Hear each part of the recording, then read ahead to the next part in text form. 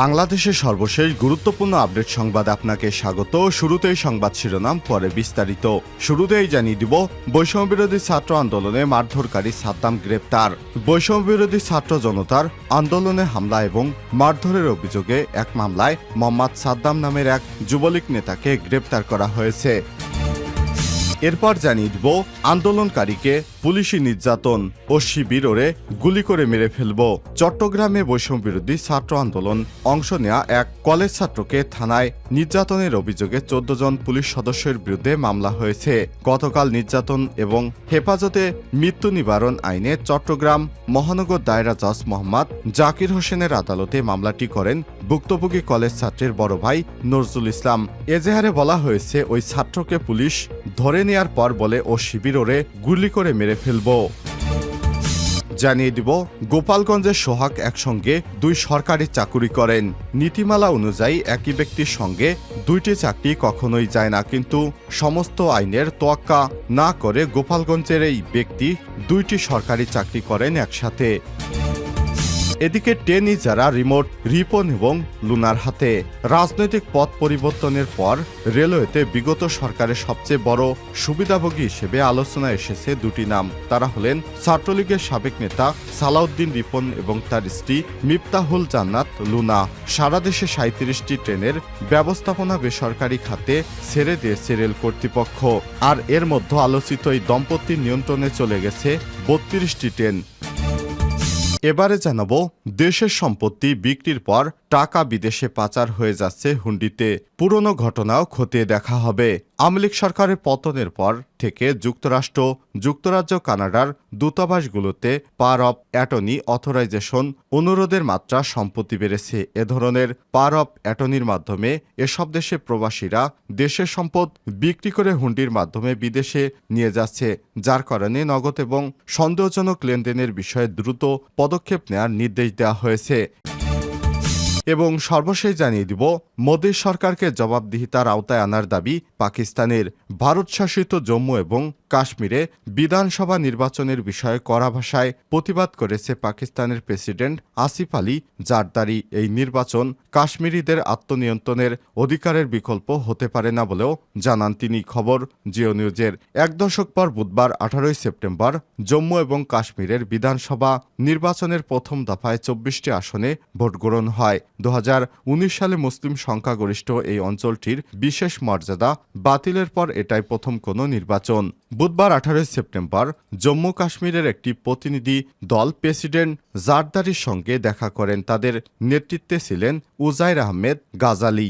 এই অঞ্চলে চলমান মানবাধিকার লঙ্ঘনের জন্য মোদী সরকারকে জবাবদিহিতার আওতায় আনতে আন্তর্জাতিক সম্প্রদায়ের প্রতি আহ্বানও জানান তিনি। প্রিয় দর্শক, এতক্ষণ শুনছিলেন সংবাদ শিরোনাম, এবারে বিস্তারিত।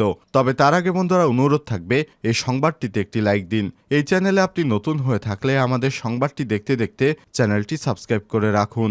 কমেন্ট করে আপনার মূল্যবান মতামত জানিয়ে দিন বন্ধুরা, আপনি বিশ্বের কোন দেশ থেকে বা বাংলাদেশের কোন স্থান থেকে আমাদের সংবাদটি দেখছেন এবং শুনছেন। এবারে বিস্তারিত। বৈষম্যবিরোধী ছাত্র আন্দোলনে মারধরকারী সাদ্দাম গ্রেপ্তার। বৈষম্যবিরোধী ছাত্র জনতার আন্দোলনে হামলা এবং মারধরের অভিযোগে মামলায় মোহাম্মদ সাদ্দাম নামে এক যুবলীগ নেতাকে গ্রেপ্তার করা হয়েছে। মঙ্গলবার 17 সেপ্টেম্বর চট্টগ্রামের সীতাকুণ্ডের ফৌজরহাট এলাকা থেকে তাকে গ্রেপ্তার করে র্যাব 7 চট্টগ্রামের সহকারী পরিচালক শরীফুল আলম বলেন, গোপন তথ্যের ভিত্তিতে যুবলীগ নেতা সাদ্দামকে গ্রেপ্তার করা হয়েছে।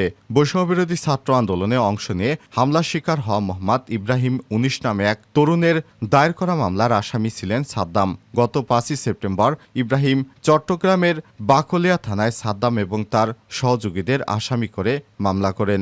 মামলার এজাহারে বলা হয়েছে, গত 4 আগস্ট চট্টগ্রাম নগরের কোতোয়ালি থানা এলাকায় ছাত্র জনতার আন্দোলনে অংশ নেন ইব্রাহিম। ওই দিন চট্টগ্রাম বাকলিয়ার যুবলীগ নেতা সাদ্দাম সহ আরও 25 থেকে 30 জন অস্ত্রধারী সন্ত্রাসী জুবিলি রোডের আমতলা মোড় সংলগ্ন অপনাচরণ স্কুলের সামনে ইব্রাহিমকে এলোপাতাড়ি মারধর করেন। তাকে বাঁচাতে গিয়ে বৈষম্যবিরোধী ছাত্র আন্দোলনের আরও একজন শিক্ষার্থীও সেদিন মারধরের শিকার হন।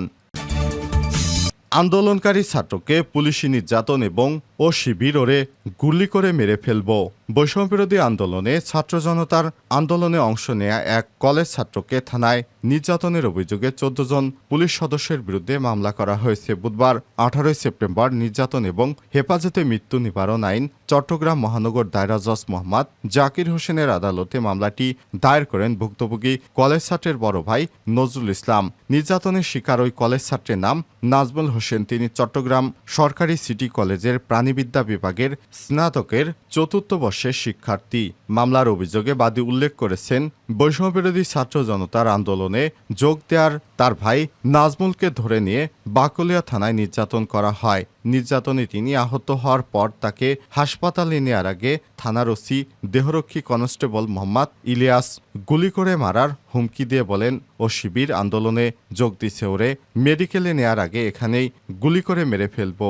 সঙ্গে সঙ্গেই তিনি দৌড়ে থানার হাজতখানায় গিয়ে শটগান এনে নাজমুলের দিকে তাক করেন। বাদীর আইনজীবী স্বরূপ কান্তি নাথ জানান, আদালতে বাদীর বক্তব্য শোনার পর থানায় নিয়মিত মামলা হিসেবে গ্রহণ করে পুলিশের অপরাধ তদন্ত বিভাগ সিআইডি তদন্তের নির্দেশ দিয়েছেন। এছাড়াও সিআইডিকে পুলিশ সুপার পদমর্যাদার পুলিশ কর্মকর্তাকে দিয়ে তদন্তের নির্দেশ দেওয়া হয়েছে। ভুক্তভোগী নাজমুল হোসেন মামলার বাদী মোহাম্মদ নজরুল ইসলাম এবং তার পরিবারকে নিরাপত্তা কেন দেওয়া হবে না তা ১৪ দিনের মধ্যে জানাতে আসামিদের প্রতি নির্দেশনা দেওয়া হয়। মামলার আসামিরা হলেন নগর পুলিশের সাবেক উপকমিশনার দক্ষিণ মুস্তাফিজুর রহমান, সহকারী কমিশনার কোতোয়ালি অঞ্চল অতনু চক্রবর্তী, কোতোয়ালি থানার সাবেক ওসি এস.এম. ওবায়দুল হক, কোতোয়ালি থানার পরিদর্শক মিজানুর রহমান, কোতোয়ালি থানার SI Mehedi Hasan, Gautam SI Ronesh Barua, Rubel Majumdar, constable Mohammad Kamal, Mohammad Shahjahan, Bakalia থানার সাবেক ওসি আফতাব হোসেন, এসআই মোহাম্মদ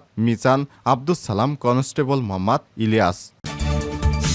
গোপালগঞ্জের সোহাগ একই সঙ্গে ২ সরকারি চাকরি করেন।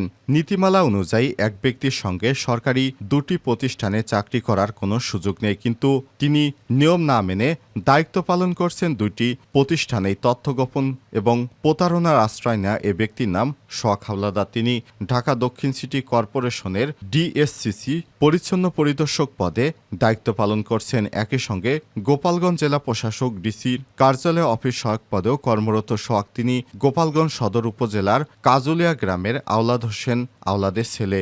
গোপালগঞ্জ জেলা প্রশাসক কার্যালয় সূত্র থেকে জানা গেছে, ২০২১ সালের ১ নভেম্বর অফিস সহায়ক পদে যোগদান করেন সোহাগ। বর্তমানে তিনি ডিসি অফিসের রেকর্ড রুমে কর্মরত। গত ২০ জুন কর্মস্থল থেকে ছুটি নিয়ে ৪ জুলাই যোগদান করেন। এরপর থেকে তিনি নিয়মিত অফিস করছেন।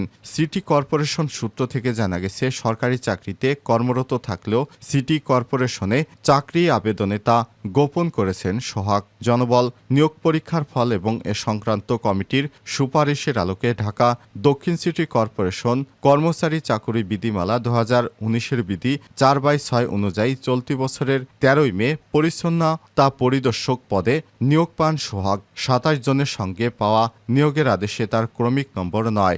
ডিএসসিসির তৎকালীন সচিব আকরামুজ্জামান ওই নিয়োগ আদেশ স্বাক্ষর করেন। এরপর ২ জুন পরিচ্ছন্নতা পরিদর্শক পদে ডিএসসিসিতে যোগদান করেন সোহাগ। ডিএসসিসির অঞ্চল ২-এর আওতাধীন ২ নম্বর ওয়ার্ডে পরিচ্ছন্নতা পরিদর্শক পদে দায়িত্ব পালন শুরু করেন। গত ৭ জুলাই থেকে তিনি কর্মস্থলে অনুপস্থিত। ট্রেন ইজারা রিমোট রিপন এবং লুনার হাতে। রাজনৈতিক পথ পরিবর্তনের পর রেলওয়েতে বিগত সরকারের সবচেয়ে বড় সুবিধাভোগী হিসেবে আলোচনায় এসেছে ২টি নাম। তারা হলেন ছাত্রলীগের সাবেক নেতা সালাউদ্দিন রিপন এবং তার স্ত্রী মিফতাহুল জান্নাত লুনা।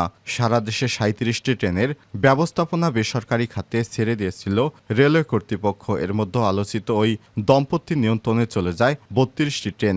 ৪ বছরের জন্য ইজারা নিয়ে ক্ষমতাবানদের হস্তক্ষেপে তাদের সঙ্গে বারবার চুক্তি নবায়ন করেছে সরকার। এক্ষেত্রে প্রতিবারই সহযোগিতা পেয়েছে রেলের প্রভাবশালী কর্মকর্তাদের। সব মিলে প্রায় ১ যুগ ট্রেন ইজারা রিমোট কন্ট্রোল ছিল রিপন রুনার হাতেই। এতে বিপুল অঙ্কের রাজস্ব বঞ্চিত হয়েছে রেল। জানা গেছে ২০২২ সালে রেলপথ মন্ত্রণালয় সম্পর্কিত সংসদীয় কমিটি বেসরকারি খাতে রেল পরিচালনার সব চুক্তি বাদ দেওয়ার সুপারিশ করে, কিন্তু সে সিদ্ধান্ত রাজনৈতিক বিবেচনায় আটকে যায়। মূলত রিপন লুনা দম্পতির কারণে সংসদীয় কমিটির সুপারিশ আলোর মুখ দেখেনি। এদিকে বেসরকারি খাতে রেল পরিচালনার বিষয়টি পরিবর্তনের চিন্তা করছে না রেলওয়ে কর্তৃপক্ষ।